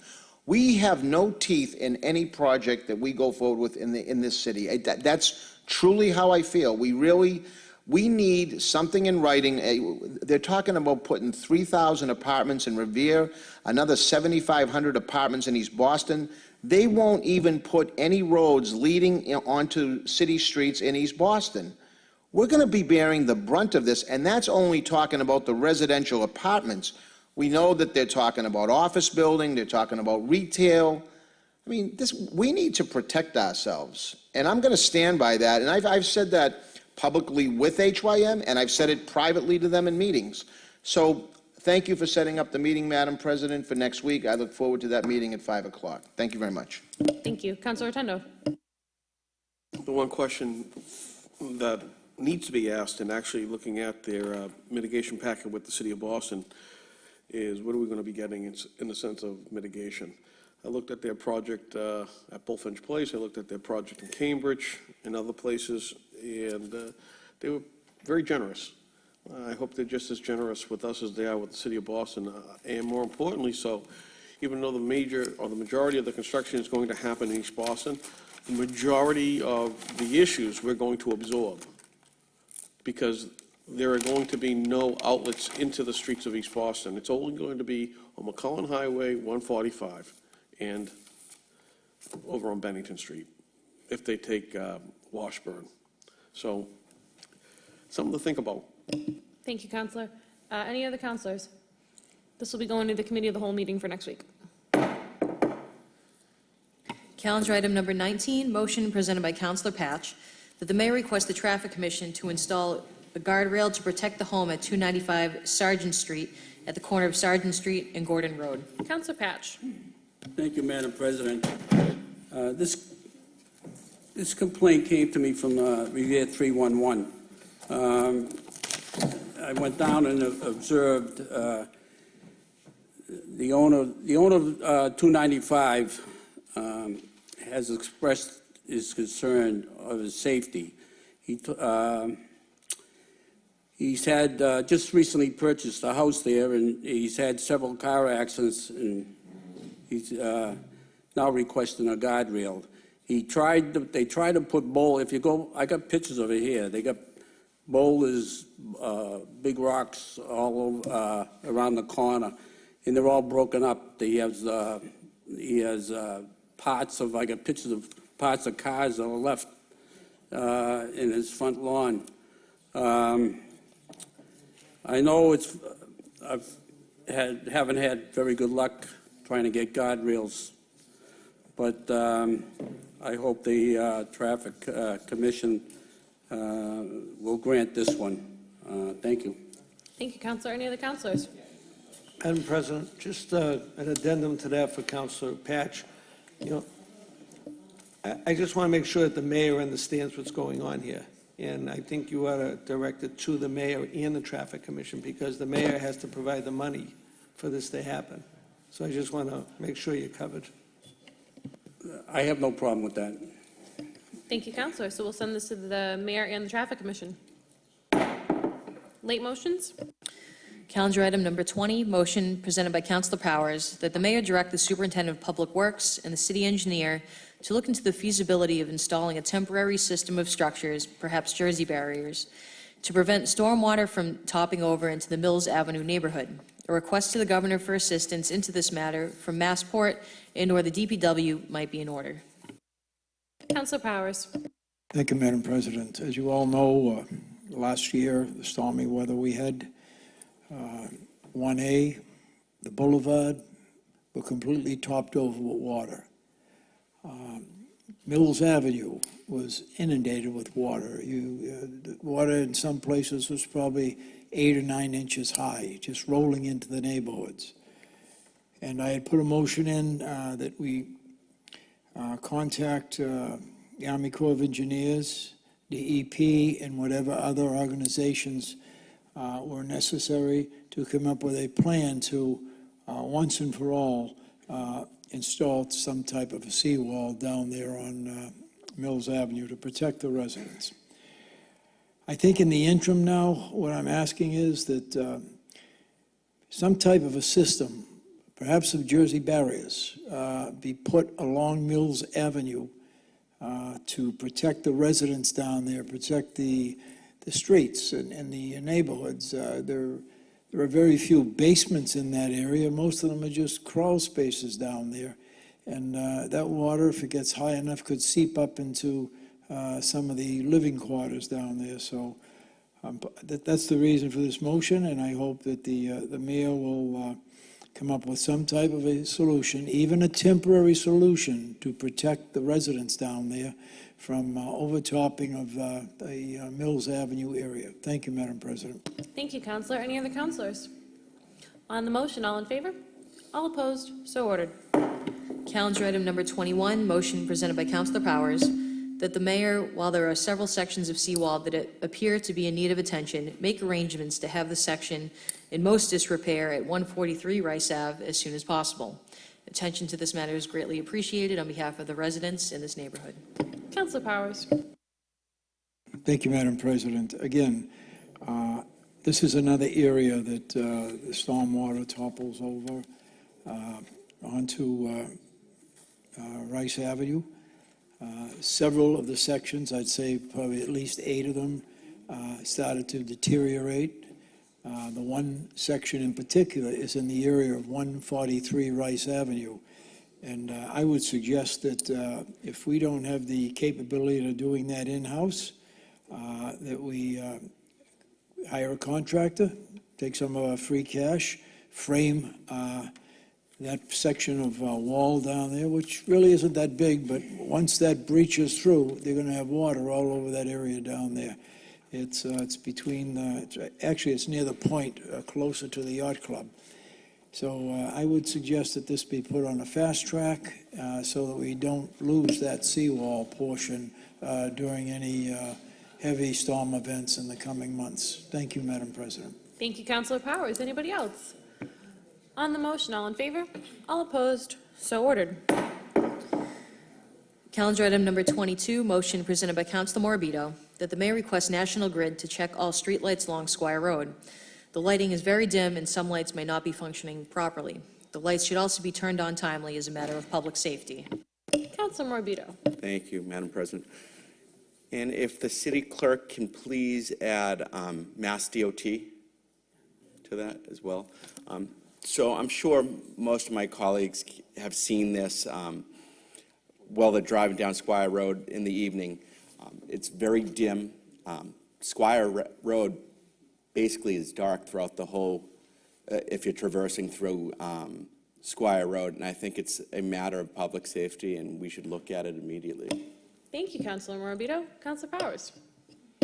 Thank you, Madam President. I share Councilor Morabito's frustration with regard to Squire Road, and as a matter of fact, North Shore Road, designated by DOT as 1A.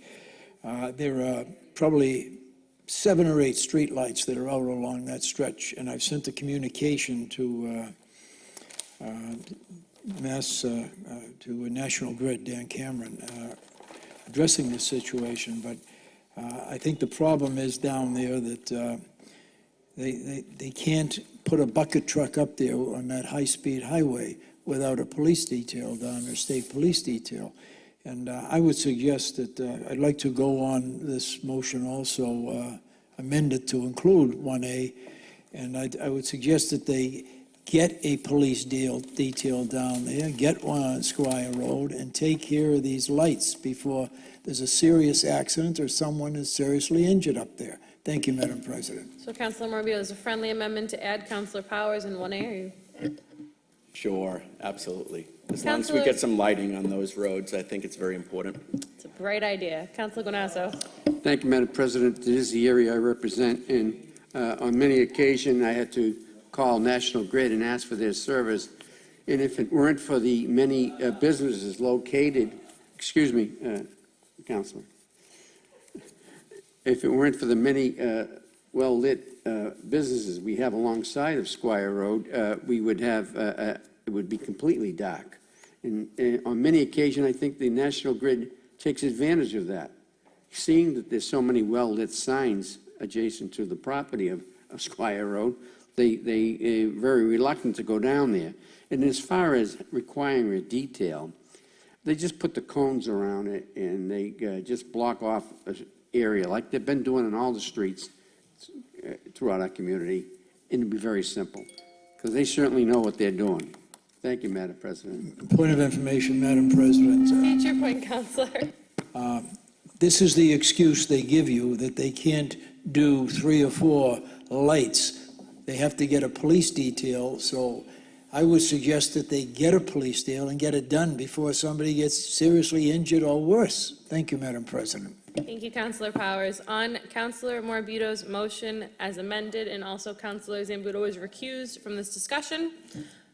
All in favor? All opposed? So ordered. We have one late communication. Calendar item number 23, communication from Ronald Cavallo, 7 Belcher Avenue, requesting an exception to the gaswork moratorium for 7 Belcher Ave due to an emergency mold problem. Mr. Cavallo. That's Someone's the- left an iPhone The here. newspaper leaves it and they record. Thank you. I'm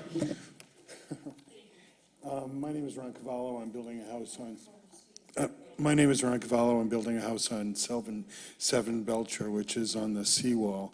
And I'm asking for emergency relief so I can get a gas connection. I'm one of a number of people that are really caught. My situation, I think, is a little worse than most, even though it's a brand-new house and it was 2/3 factory built, 1/3 site built. The roof didn't, we had a roof failure and there's significant water damage in the building. And all the interior has to be removed, and I have to remove all the foam insulation, and I've got to have all the walls treated, and I need heat. One would think I could go to propane as an alternative measure. That's become a real problem. I can't even get a propane rep to come out within the next, I think, month. And I'm really running out of alternatives. And the situation is much worse, as you may know, because, and I've been working with the mayor's office, thank you for your assistance, and the ward councilor. But the situation is even worsened by the governor putting a moratorium on National Grid's hookups. I've met extensively with National Grid, and if I were to get, they are willing to give me emergency status, and if this body will as well, they will make an attempt, but I guess there are no more connections until after the 15th. So with timelines and issues, and then what is going on with, and the reason I can't get propane, by the way, is because so many people that were in the disaster in Andover and North Andover and Lawrence are hooking up to propane, so all those companies are just flat out. If this body were to grant me emergency status, then there's a slim possibility I'd get this resolved before the 15th. But that would mean that the governor would have to release the moratorium. I don't know what the status is on that. It's just a mess out there, and I'm certainly not the only one. And one of the reasons of coming forward is not only to say what's going on with my house, but there are also other people that are in a similar situation. So it's complex, difficult, and I mean, that's the basic history here. The mold is a real problem for me. I am very sensitive to it. I was very upset when I discovered the problem, but the interior does have to be stripped out. So that's where I'm at, and whatever can be done would be greatly appreciated. Thank you. If I may briefly, I just want to speak on behalf of Councilor McKenna, who wasn't able to be here tonight. She's the ward councilor, and I know she was concerned with this, and I know that she's definitely in support of the unions, as am I, but since it is due to an emergency nature, was concerned about the health and wellness of the people affected by this. So just saying that on her behalf, and at this time I'll open it up to my colleagues. Councilor Keefe. Thank you, Madam President. You know, I don't want to hurt the little guy or the person, you know, certainly in an emergency situation.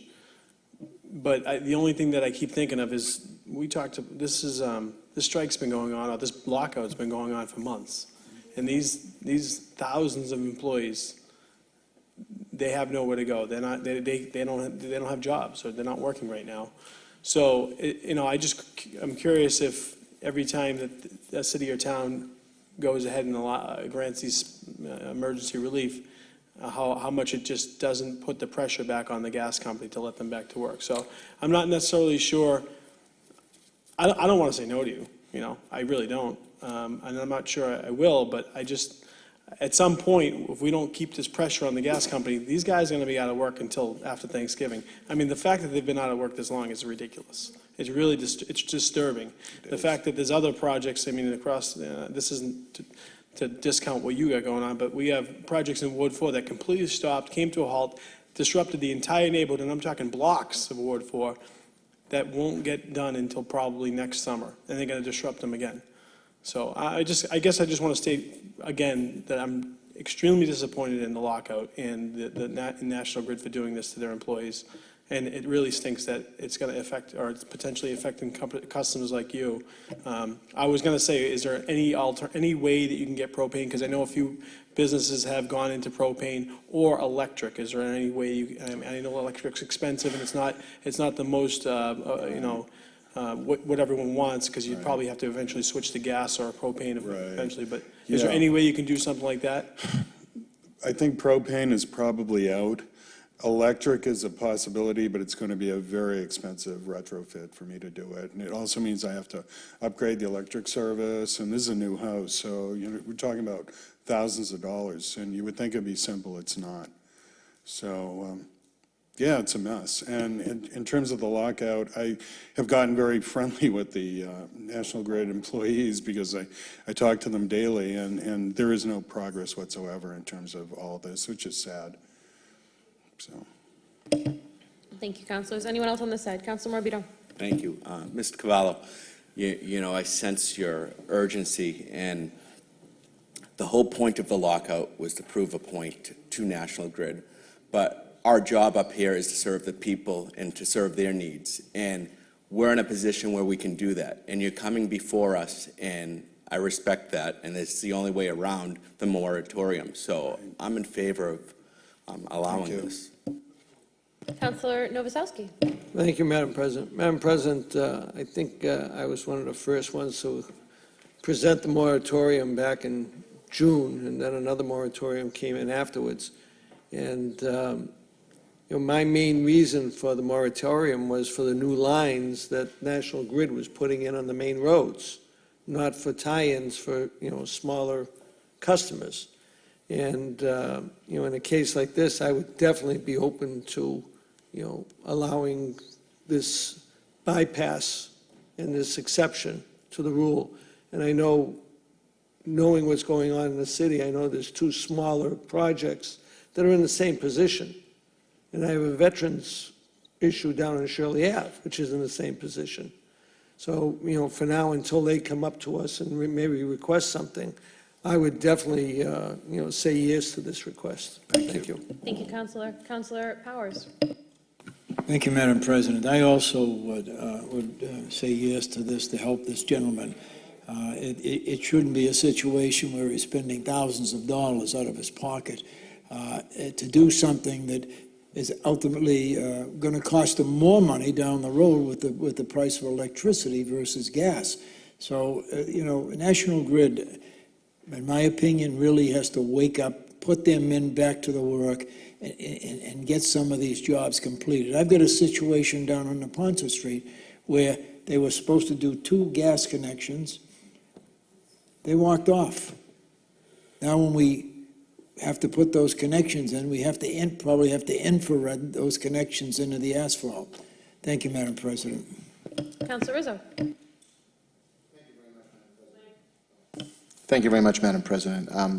I just have a couple of questions. One is, I'm assuming this is going to be an owner-occupied property. You're not building this for somebody else to live in, right, or sell it? And you said that there was already damage in the house, and that, so in other words, you're living somewhere now, correct? Yeah. And you've got damage in the house you're going to have to rip out anyway. So is because, and there's a reason why I'm asking this, because, we want to support, obviously our working families, our the men and women, who have been locked out and are going without paychecks and in some cases benefits, and, I can understand your situation, but at the same time, there's tons of families out there that are suffering as well. Agreed. And The other thing that's factoring in here, and we saw what happened up in the Merrimack Valley, and I'm not saying that that was because of a lockout and because of, I don't know anything about Columbia Gas, but if you are going to rely on people coming in that are filling the spots for the, you know, how safe at the end of the day is your situation going to be? Right. That's a real fair question. Firstly, my installation is very, very simple. The gas stops at the front door of the house. So it's just a straight extension of about 10 feet and then a right turn right to the gas hub that's waiting for it. One of the things that we need to do, we know, is to monitor it, the whole installation. I've got somebody that would do that. But it is very simple and straightforward. That was one of the reasons the gas company was very willing to, not only because of need, but because of the simplicity of the installation, to put me on their emergency list. Okay, well, you know, our goal, and I think several councilors have already alluded to it, has not been to hurt our own residents. Sure. But, of course, we want to support this whole mess that the management and obviously hierarchy of National Grid has created, and the Agreed. pain and suffering they've caused their own employees while they're making billions of dollars. It's, Agreed. you know, it's unfair, and you're kind of caught in the crossfire here. Yes. So I can appreciate that, and it doesn't sound like a major job, so I'm inclined to you know, make one exception. We have, you. since we passed the moratorium, there has been no other urgent requests such as yours. Right. And like I say, it would be with a lot of reluctance, but I feel for you and your family, you know, and so, you know, that's all I have right now, Madam President. Thank you, Counselor. Counselor Rotundo, then Counselor Zambudo. Just being curious, you live on School Street, or do you live on Orvis Road right now? Oh, neither. I live in Somerville. You live in Somerville? Yes. And This house, just to clarify, is going to be my second home. I'm selling my other house to have this as my summer house as well. Uh-huh. But I Why would you hope have to- your corporation buy it then? Pardon me? Why would you have your corporation buy it? Because that's standard procedure for me. I have a corporation. Not an LLC, huh? No, I have a corporation. Interesting. Yeah, I don't think I can support this. Thank you. Counselor Zambudo. Thank you, Madam President. Listen, I certainly supported the gas workers, and I'm disgusted with what National Grid did with this lockout. But when I supported the gas employees, it didn't mean that I wouldn't make an exception for a resident. And this is a situation where the gas is going to solve this problem, because you've got a mold problem. You're not going to even solve that with electric heat. You know, he's not going to get propane, because I know people that are building houses in other parts of the state that are trying to get propane, they can't even get it. I'm not going to make a lot of exceptions to the moratorium. I'm hoping that they're going to solve this in the next short period of time, like week or two. But I'm going to support this gentleman. I've never met him, but when I sign on to these things, which I don't, I'm usually reluctant to sign on to any of these things, but I did because I sympathize with the gas workers. I still do. I support them 100%, but I'm not going to hold this gentleman up, so I'm going to support this emergency, whatever we're going to call this. Thank you. Madam President? Counselor. Madam President, I know Councilor Rotundo has left the building, but he brings up an interesting point, Madam President. Corporations buying this, there's a lot of red flags that tell me that this might be a property that's going to be resold. I believe what you're saying, sir, but I think that I have certain reservations, because we might be doing harm to fellow workers of the gas company who live and reside in the city of Revere right now, that not taking home a paycheck to take care of their families. So that's really taking care of our own. This might be one exception, and this sounds like the conversation I might ever have to hold. But I weighed some of the facts of evidence that was just talked about. And in the conversation, it was made evident that you live in Somerville, the corporation is buying the property, and that this is going to be a summer home. So if this is in fact is going to be a summer home, you're not going to occupy it for a while. And if you do have mildew in the property, if it's on the plasterboard, that has to be cut out anyway and then rebuilt. So I would be hesitant to say that this is really an emergency. Well, all I can say is I do need to get the building heated as soon as possible and treated.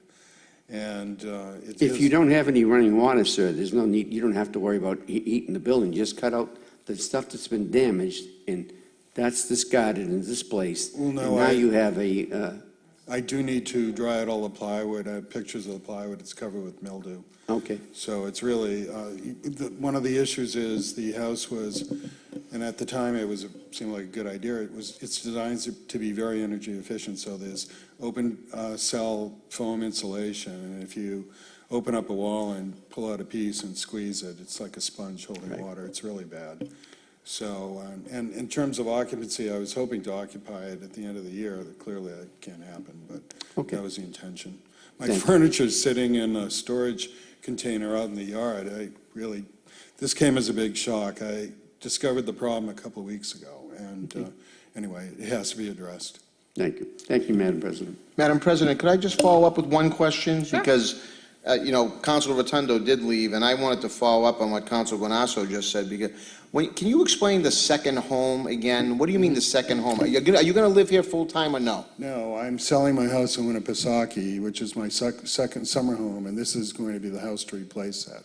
So I'll be using this weekends and during the summer. And where's your primary residence? Somerville. Okay. I know, it Well, seems that, like... I'll be honest with funny, you, that's changed my whole outlook, because as I said to you, sir, up front, we want to look out for our working families who live here in the city of Revere, not just in Revere, but certainly the ones that live in Revere. And I feel like we're putting them at risk if we vote on something that is truly what the more I'm listening to this, the more I'm hearing, sir, in all honesty, I'm not looking at this as an emergency situation. You might be in a holding pattern like thousands of other people are out there. So as much as I said to you earlier, sir, that I'd be inclined to vote for it, I'm going to withdraw that, and I'm planning on voting against it, Madam President. Thank you. Any other counselors? Roll call, Madam President. So if there's not a current motion, this is just a late communication, so someone would have to make a motion for us to vote on it. I'll make a motion to approve. On Counselor Zambuto's motion, Madam Clerk? On the motion to provide emergency relief to 7 Belcher Avenue, Councilor Guanasso? No. No. Councilor Keefe? No. No. Councilor McKenna is absent. Councilor Morbido? Yes. Yes. Councilor Novoselsky? Yes. Yes. Councilor Patch? No. Councilor Powers? Yes. Yes. Councilor Rizzo? No. No. Councilor Rotundo is absent. Councilor Zambuto? Yes. Yes. And Council President Janino? No. No. The motion fails.